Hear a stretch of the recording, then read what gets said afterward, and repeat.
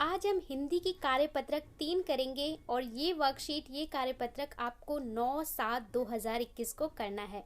तो बहुत ही अच्छा बहुत ही सुंदर चित्र यहाँ पे नज़र आ रहा है जिसको देख के ही आपका मन खेलने का कर रहा होगा, है ना। तो यहाँ पे आपको गद्यांश को पढ़ना है और पढ़ने के बाद प्रश्नों के उत्तर देने हैं। देखिए, वर्कशीट को बोझ की तरह मत करिए। अगर आपको क्वेश्चन आंसर अभी करने का मन नहीं कर रहा है तो मत करो, लेकिन इसे सुन लो अच्छे से। जब आप इसे सुनोगे तो आपके जीवन में इससे बहुत बदलाव आएंगे। तो बस फोन चला के रख दो और एक्सप्लेनेशन सुन लो। जब आपका बिल्कुल मन करे तब आप क्वेश्चन आंसर कर लेना।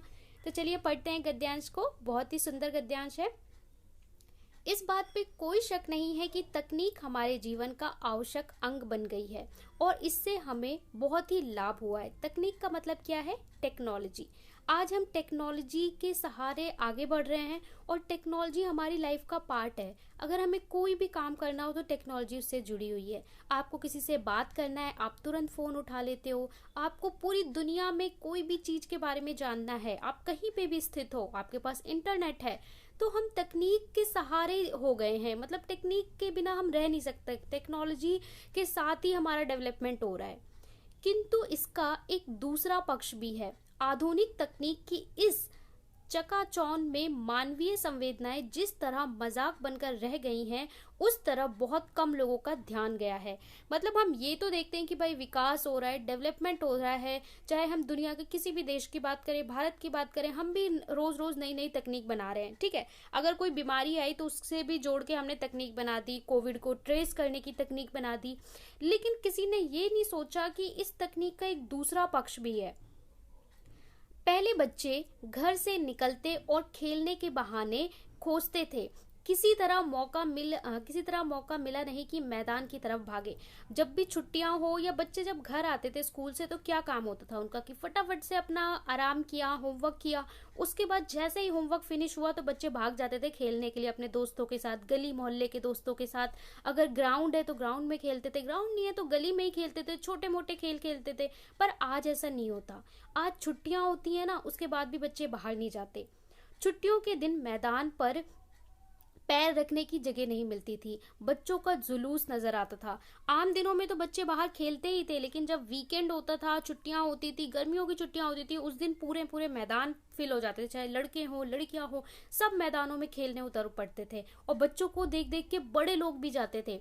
बच्चों की हुजूम नजर आती थी। मैदान में भी बच्चे अपने खेलने की जगह बांट लेते थे। किसकी टीम कहाँ खेलेगी, जैसे आप लोग देखते हो ना, बच्चे क्रिकेट खेलने जाते थे, बोलते हैं हाँ ये हमारी टीम का है, ये हमारा एरिया है, ये हमारी टीम का है। ठीक है, बास्केटबॉल के लिए जाते हैं तो ऐसे डिसाइड कर लेते हैं और अलग अलग टीम में कंपटीशन करते हैं। यदि कोई और उस जगह पर खेलने आ जाए तो घमासान मच जाता था, लड़ाई होती थी। साथ में खेलने से बच्चों में मित्रता की भावना बढ़ती, आपस में भाईचारा बढ़ता। आज की हालत बिल्कुल उल्टी है। तो जब बच्चे साथ में खेलते थे तो लड़ते हैं बेशक, लेकिन उनके अंदर मित्रता भी बढ़ती है। जब एक ग्रुप के बच्चे दूसरे ग्रुप के बच्चे के साथ खेलते हैं तो वो नए बच्चों को जानते हैं, उनको नए नए लोगों से मिलने का, अपनी ही उम्र के नए लोगों से मिलने का मौका मिलता है। उनके विचार जानते हैं, उनकी पढ़ाई के बारे में जानते हैं, बहुत सारी चीज़ें वो सीखते हैं खेल के दौरान। एक ग्रुप में कैसे काम करना चाहिए, एक टीम में कैसे काम करना चाहिए, अपनी जगह के पे कैसे बना के रखना चाहिए, कैसे खेलना चाहिए, बहुत सारी चीज़ें सीखते हैं। लेकिन आज का समय क्या हो रहा है, आज पूरी उल्टी चीज़ें हो गई हैं। बच्चों के लिए खेल का मतलब हो गया है कंप्यूटर। ओके, तो आज के टाइम में जब भी खेलना हो, अगर बच्चे स्कूल से आते हैं तो वो क्या देखते हैं, स्कूल में मोबाइल तो अलाउ नहीं होता, तो घर पे आते ही वो क्या देखते हैं, उनको मोबाइल, उनको लैपटॉप चाहिए। छोटा बच्चा है, बड़ा बच्चा है, सबकी वही हालत है। सबको मोबाइल चाहिए, इंटरनेट चाहिए, कंप्यूटर चाहिए और वो कंप्यूटर को खोजते हैं। कंप्यूटर मशीन ही उनका खेल का स्थान हो गया है। पहले उनके हजारों दोस्त थे, आज उनका केवल एक दोस्त होता है और वो मोबाइल होता है। वास्तव में कोई दोस्त नहीं रह गया है। कंप्यूटर पे खेलते हुए पूरा दिन निकल जाता है और आपको आभास भी नहीं होता। आपने ये फील किया होगा, अगर आप खेलते नहीं है तो आप मोबाइल के साथ बहुत सारा टाइम बिता देते हैं। भले आप कोई गेम ना खेल रहे हो, पर मोबाइल में आप यूट्यूब चला रहे हैं, मोबाइल में आप गाने सुन रहे हैं, मोबाइल में मतलब अपना अधिकांश दिन जो है मोबाइल के साथ बिता रहे होते हैं। ऐसी वीडियोस देख रहे होते हैं जिसका रियल में कोई मतलब ही नहीं होता है। खाना बनाना देख रहे हैं, कुछ भी देखे जा रहे हैं, बस आगे बढ़ाए जा रहे हैं, देखे जा रहे हैं। इंस्टाग्राम खोल के बैठ गए, फोटोज देखे जा रहे हैं, उसका आपकी लाइफ से कोई रिलेशन नहीं है। ना तो आपका फिजिकल वर्कआउट होगा, ना तो आपके दिमाग का विकास होगा, बस आप उसे देख रहे हैं। क्यों देख रहे हैं? बस आपको अभी अच्छा लग रहा है इसलिए देख रहे हैं। कई दिनों तक सूरज की रोशनी भी नहीं देखते। अब आपस में मिलेंगे ही नहीं तो मित्रता कैसे बढ़ेगी। जब बच्चे बाहर जाते थे तो उसके बहुत सारे बेनिफिट होते हैं कि बाहर जब बच्चे खेलते हैं तो देखिए उनका शारीरिक विकास होता है, फिजिकल ग्रोथ होती है, बच्चों की हाइट बढ़ती है, वजन कम रहता है, ठीक है, और बच्चों को स्वेटिंग होती है, पसीना आता है जो बहुत ज़रूरी है। आपको जब स्वेटिंग होती है तो आप तरह तरह की बीमारियों से बच जाते हो, आपके अंदर से जो जर्म्स हैं वो बाहर निकल जाते हैं, जो बोलते हैं ना गंदी चीज़ें हैं, जो आपकी बॉडी की क्लिनजिंग होती है, नेचुरल क्लिनजिंग वो होती है, ठीक है। तो ये सब चीज़ें नहीं हो पाती। साथ में जब आप धूप में खेलते हो तो आपको विटामिन डी मिलता है, और ऐसे आप बच्चे धूप में ही नहीं जा रहे हैं, ठीक है, तो एसी में बैठे बैठे सेंसिटिव होते जा रहे हैं, तो विटामिन डी भी नहीं मिल रहा है। तो ये सारी चीज़ें बच्चों के साथ बहुत सारी लॉस हो रही है। इसके साथ में जब वो बाहर जाते थे तो उनके दोस्त बनते थे, तो उनके अंदर कॉन्फिडेंस बिल्ड होता था। लेकिन अब जब वो घर के अंदर कंप्यूटर और मोबाइल पे ही रहते हैं, तब उनके जब बाहर निकलेंगे ही नहीं तो नए दोस्त कैसे बनेंगे, और दोस्त नहीं बनेंगे तो वो अपने आप में अकेलापन महसूस करने लगते हैं। मोबाइल के जो दोस्त होते हैं वो फेक फ्रेंड्स हैं, वो बिलीव नहीं कर सकते, उन पे ट्रस्ट नहीं कर सकते, उनके साथ खाना शेयर नहीं कर सकते, उनके साथ बात नहीं कर सकते। यदि किसी वजह से साथ बैठे तो मोबाइल में लगे रहते हैं, और अगर कहीं पे बच्चे साथ में आते हैं तो वहाँ पे दूसरा दुश्मन है मोबाइल। एक दूसरे को कुछ कहना हो तो मोबाइल की बजाय मैसेज भेजते हैं, ठीक है, मुंह से कुछ नहीं बोलते, जो भी अगर बात कहनी हो तो कैसे कहेंगे, मैसेज भेज देंगे। यदि किसी वजह से साथ में बैठेंगे तो मोबाइल लेके बैठेंगे, उसका जवाब भी मैसेज में आएगा। आपको कोई तकलीफ है, मैसेज किया जाएगा, आप खुश हैं, मैसेज किया जाएगा।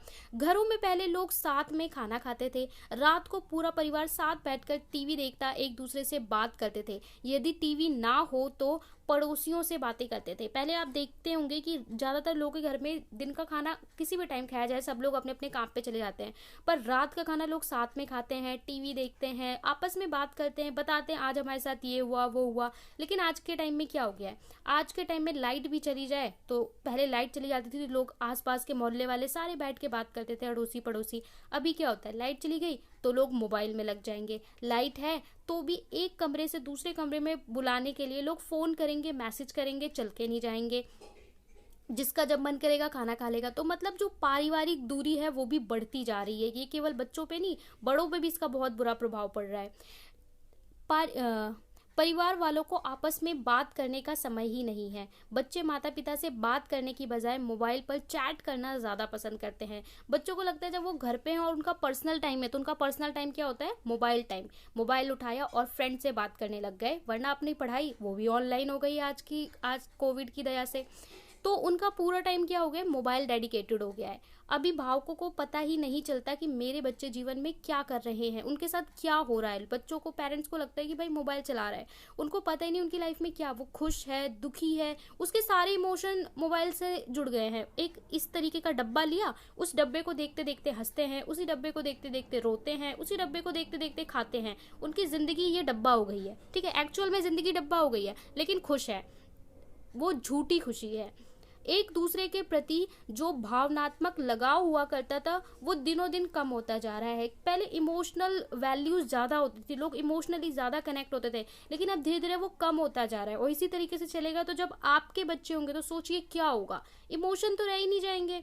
अपने परिवार वालों के साथ कई दिनों तक बातें नहीं होती, इससे परिवार के सदस्यों का एक दूसरे पर प्रेम हुआ करता था वो अब नहीं रहता या कम हो रहा है। एक ही घर में रहकर भी लोग एक दूसरे से अजनबी हैं। लोग साथ में रहते हैं लेकिन कई कई दिनों तक, हफ्तों तक बात नहीं करते खुल के। क्यों? उनके पास टाइम ही नहीं है। टाइम है लेकिन एक घर में रहते हुए अजनबी हैं, गेस्ट की तरह रह रहे हैं। तकनीक की आवश्यकता से अधिक प्रयोग से मनुष्य भावना शून्य होता जा रहा है। भावना शून्य मतलब भावना विहीन। मशीन कैसी होती है, कंप्यूटर हो गया, मोबाइल हो गया, कंप्यूटर की कोई फीलिंग है, उसको आप मारो पटको वो टूट जाएगा, उसकी कोई फीलिंग है, वो रोएगा नहीं रोएगा। तो इसी तरीके से जो व्यक्ति हैं वो भी भावना शून्य होते जा रहे हैं, उनकी जो भावनाएं हैं वो खत्म होती जा रही है, फीलिंग्स खत्म होती जा रही हैं। तो ये बहुत सारा हमारी टेक्नोलॉजी का हमारे जीवन में नुकसान है। अगर इसे समय पे ध्यान नहीं दिया गया तो आगे चलकर ये बहुत बड़ी समस्या बन सकती है। तो चलिए आप प्रश्नों के उत्तर देख लेते हैं, बहुत ही इंटरेस्टिंग टॉपिक था। मानवीय संवेदनाएं किन कारणों से मजाक बनकर रह गई हैं? दूसरा है कि साथ में खेलने के क्या क्या लाभ होते हैं? एक ही घर में रहकर भी लोग एक दूसरे से अजनबी क्यों हैं? इस पंक्ति के बारे में आपको बताना है। यहाँ पे आपको इस प्रश्न का उत्तर देना है, इसके बाद इसको शीर्षक देना है, और यहाँ पे आपको एक गतिविधि यानी कि एक्टिविटी दी है, तो इस एक्टिविटी को आपको जरूर करना है। तो चलिए सॉल्यूशन देखते हैं।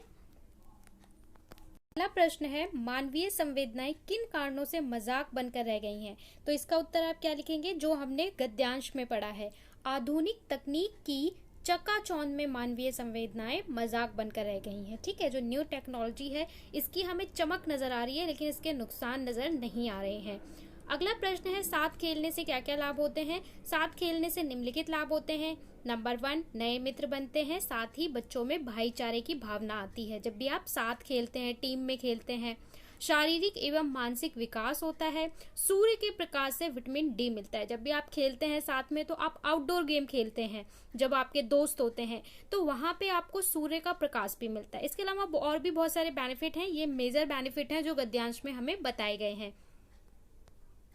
अगला प्रश्न आपसे पूछा था कि एक ही घर में रहकर भी लोग एक दूसरे के लिए अजनबी हैं। इस पंक्ति का आशय आपको बताना है, मतलब इसका मीनिंग क्या है, इसमें कहना क्या चाहता है जो राइटर है। तो एक ही घर में रहकर लोग एक दूसरे के लिए अजनबी हैं, इसका अर्थ है तकनीक में इतना उलझ गए हैं कि उनके पास एक दूसरे के लिए समय ही नहीं है। आज के समय में लोग एक ही घर में रहते हुए भी कई दिनों तक बात नहीं करते, धीरे धीरे एक दूसरे से दूर होते जा रहे हैं। मतलब तकनीक के पास आ रहे हैं और आपस में एक दूसरे से दूर हो रहे हैं। अगला प्रश्न है हमारा, आजकल बच्चों का पूरा दिन किस प्रकार से खेल के निकलता है या किस प्रकार के खेल में निकलता है? तो आजकल बच्चों का पूरा दिन कंप्यूटर गेमिंग अथवा मोबाइल पर गेम खेल के निकलता है, और ये वास्तव में सही भी है।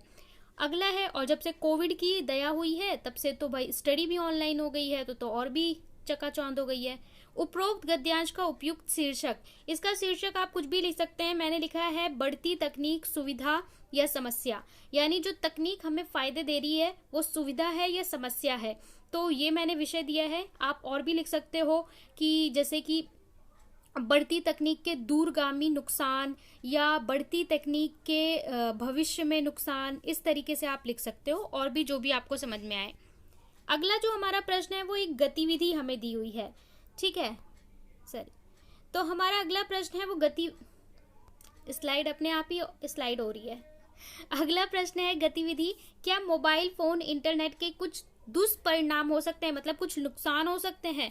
इसको आपको क्या करना है, अपने पेरेंट्स से, बड़ों से बात करना है और उसके बाद लिखना है। तो मैंने यहाँ पे लिखा है, आप इसमें और भी पॉइंट्स ऐड कर सकते हैं। मैंने अपने माता पिता एवं अपने मित्रों से मोबाइल फोन एवं इंटरनेट के कुछ दुष्परिणामों के विषय में चर्चा की, जिससे मुझे कुछ मुख्य बिंदुओं का पता लगा। कौन से बिंदु? नंबर 1, मोबाइल का ज्यादा उपयोग हमारे सिर दर्द, थकान, बेचैनी, शारीरिक कमजोरी एवं नींद की अनियमितता का कारण बनता है। आज मोस्ट ऑफ द, चाहे यंगस्टर हो, बच्चे हो, नींद ही नहीं आती, उन्हें 12 बजे तक नींद नहीं आती, और पहले 8-8 बजे 9-9 बजे बच्चे सो जाया करते थे, बड़े भी सो जाया करते थे।